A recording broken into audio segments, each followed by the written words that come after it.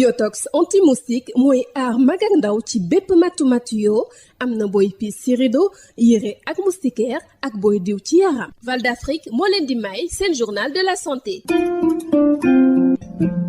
mbokk yi asalaamaaleykum dal leen jàmm ci seen xibaaru wér-gi-yaram ci série reportage yi nga xam ne si jagleel na ko wér-gi-yaramu askan wi ci diwaan bu Kédougou Boubacar Tamba tey ji mi ngi xëy ak ñun ci jàngoro ji nga xam ne si moo nekk sëqët su tarsi ñu naan ko tuberculose lu mat téeméer ak juróom benn fukki cas yu ñu confirmé gis nañ ko ci biir diwaan bi waaye nag ñu bare day dañ cee jékki-jékki rek réer mër loolu nag indil ay jafe-jafe yu wér personnel de santé bi ñu déglu reportage am. duñ ci àddu lu bëre waaye feebaru sëqët su bon si mu ngi fii ci diwaanu Kédougou di bëgg a bëri madame Diouf ñu gën koo xam ci turu Khadijatou Ndaw te muy toppatoo lépp lu jëm ci wàllu moomee ci direction régionale de la santé bu Kédougou dëggal na ko. tuberculose nekk na feebar boo xam ne peut-être nit ñi dañ ko banaliser wala dañ ko négliger wala bàyyiwuñ ci xel de trop. comme niñ bàyyee xel ay yeneen feebar yi comme siburu comme grippe loolu moo tax feebaru tuberculose peut-être siiwul noonu mais feebar boo xam ne la existé na te aussi mu ngi def ay ravage waaye nag ñoom waa kër docteur yaa ngi ciy xar seen tànk tubéy.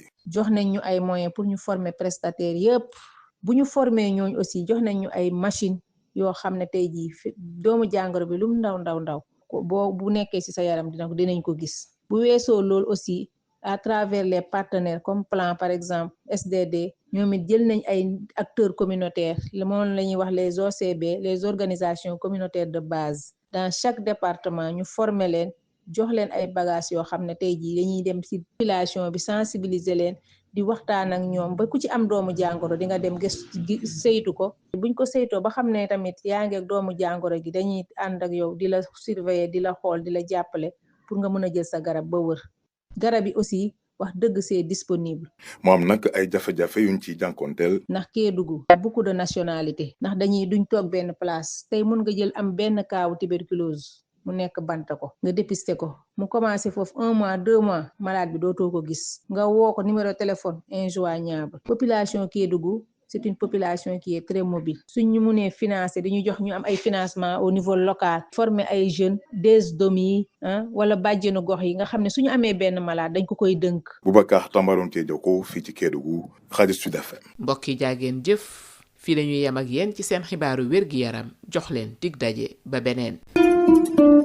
Yotox anti-moustique mooy aar mag ak ndaw ci bépp matu-matu yoo am na booy piis ci rido yére ak moustiquaire ak booy diw ci yaram. Val d'Afrique moo leen doon may seen journal de la santé.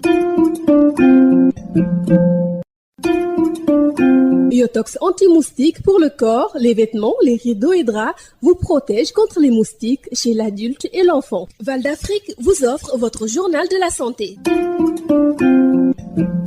Bonjour et bienvenue dans Info Santé. Dans sa série de reportages sur la santé des populations de la région de Kédougou, Boubacar Tamba revient ce matin sur cette maladie qu'est la tuberculose. Plus de 160 cas confirmés sont enregistrés dans la localité avec plusieurs perdus de vue, ce qui complique la situation pour les personnels de santé. Reportage. On en parle peu, mais la tuberculose continue de hanter le sommeil de certains soignants ici dans la région de Kédougou. Madame Diouf né Khadijatou Ndaw, le point focal au sein de la direction régionale de la santé de Kédougou, confirme. La tuberculose commence à prendre de l'ampleur au niveau de la région de Kédougou. Les gens n'en parlent pas. On parle du diabète, de l'hypertension, du paludisme. Les gens n'ont pas honte de parler de ces maladies. On parle, mais la tuberculose jamais. Alors que c'est une maladie qu'on peut soigner. Il n'y a pas de honte pour parler de cette maladie. Parce que les moyens sont là.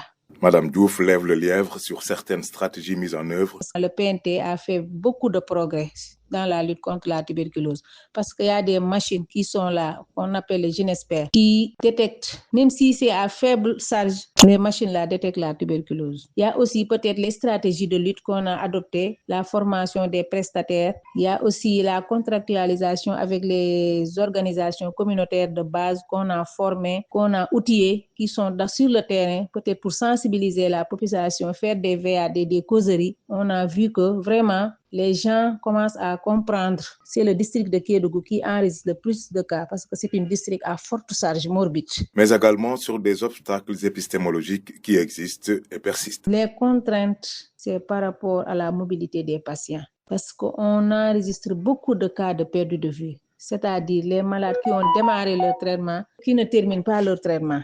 Et aussi renforcer la sensibilisation à travers les radios et d'autres activités communautaires. Je pense que peut-être on aura, des bons résultats par rapport à la lutte contre la tuberculose. Boubacar Tamba Kédougou, Sud FM. Info Santé, c'est fini. Merci de l'avoir suivi. Nous vous donnons rendez-vous pour un nouveau numéro. Yotox anti-moustique pour le corps, les vêtements, les rideaux et draps vous protège contre les moustiques chez l'adulte et l'enfant. Val d'Afrique vous a offert votre journal de la santé.